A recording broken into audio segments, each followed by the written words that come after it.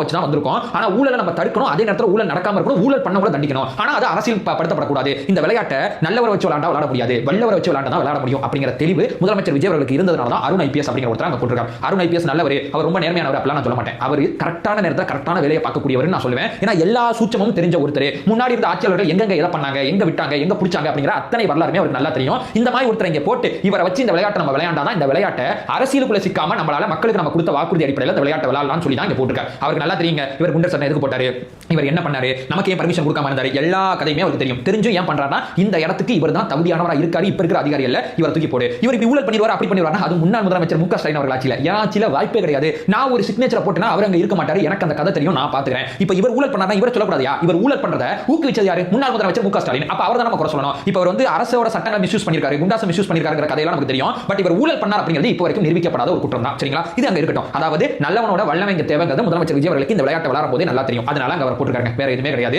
ஆனா முதலமைச்சர் விஜய் அவர்களோட கண் பார்வையில தான் அவர் அந்த வேலையை பார்ப்பார். ரெண்டு உதாரணம் சொல்லவா. முதல் உதாரணம் பாத்தீங்கன்னா சார் பதிவாளர் அலுவலகங்கள்ல நிறைய பணப்புழக்கம் இருக்கும், டாஸ்மார்க்ல இருக்கும், பத்திரப்பதிவு துறையில இருக்கும். இந்த மாதிரி அரசோட நிர்வாகங்கள்ல குறிப்பிட்ட சில துறைகள்ல பணம் அதிகமா புழங்குதுன்னா அந்த போக்குவரத்துல வந்து ஆர்டிஓ ஆபீசர்கள் அங்கெல்லாம் பணம் நல்லா புழங்கும். அந்த மாதிரி சில முக்கியமான துறைகள்ல பணம் புழங்கும் போது ரைடு விட்டுருக்காப்ல. என்ன பண்ணிருக்காரு, நேத்து கிட்டத்தட்ட பாத்தீங்கன்னா 37 லட்சம் எதுக்கு அந்த பணம் அங்க இருக்குனே தெரியாம இந்த சார் பதிவாளர் அலுவலகத்துல இருந்த பணம் அத்தனையுமே பறிமுதல் பண்ணிருக்காங்க. யார் சொல்லி இந்த வேலையை பார்க்கறாரு, முதலமைச்சர் விஜய் அவர்கள் இதை பண்ண சொல்லி தான் நம்ம இங்க உட்கார வச்சிருக்காரு. நம்ம இந்த வேலையை பார்க்கறோம்னா நம்ம இங்க உட்கார முடியாது. அதாவது எங்கயா தூக்கி போட்டுவாரு, ஏதோ ஒரு இடத்துல உட்கார வச்சிருக்காரு, அவர் கொடுத்த வேலையை நம்ம சரியா செஞ்சிருவோம். ஏன்னா இவர் மேல என்ன தெரியுமா கம்ப்ளைண்ட், மேல இடத்துக்கு ரொம்ப விசுவாசமா இருப்பார் அப்படிங்கிற ஒரு விஷயம் தான். அந்த மேல இடம் ஒரு நல்ல இடமா இருக்கு, நல்ல விதமா விசுவாசமா இருந்துட்டு போங்களே, என்ன பிரச்சனை இருக்கு, நான் சொல்றதை நீங்க செய்யுங்கிறது ரொம்ப தெளிவா இருக்கும்போது நேத்து ரைடு. இன்னைக்கு பாத்தீங்கன்னா லஞ்ச ஒழிப்புத்துறை சார்பா ரொம்ப நாளா கே நேரு அவர்கள் விஷயத்துல வழக்கு பதிவு செய்யல, நேத்து வழக்கு பதிவு செஞ்சிருக்காங்க. இவர் தான் சொன்னாங்க வழக்கு பதிவு செய்ய மாட்டாங்க ப்ரோ, இந்த ஊழல் போயிச்சு ப்ரோ, அந்த ஊழல் போயிச்சுனா நான் மறுபடியும் சொல்றேன், டாஸ்மார்க்ல நம்ம என்ன சிடிஆர் விடவே மாட்டார். ஏன்னா 8 லட்சம் ரூபாயில வாங்க வேண்டிய அந்த டிரான்ஸ்ஃபார்மரை 13 லட்சம் ரூபாய்க்கு வாங்கிருக்காங்க. 13 லட்சத்துக்கு இவங்க மொத்த கான்ட்ராக்டர் அத்தனை பேருமே 12 லட்சத்துக்கு நீங்க ஃபிக்ஸ் பண்ணீங்க, 29 பேர் 12 லட்சத்துக்கு ஃபிக்ஸ் பண்ணீங்க, நம்ம பாத்துக்கலாம் அப்படின்னு சொல்லி கிட்டத்தட்ட பாத்தீங்கன்னா 300 கோடி ரூபாய் பக்கம் நட்டத்தை ஏற்படுத்திருக்காங்க. அந்த வழக்கு சிபிஐ பாத்துக்கிட்டு இருக்கு. இந்த வழக்கு பாத்தீங்கன்னா இவர் இப்போ வந்து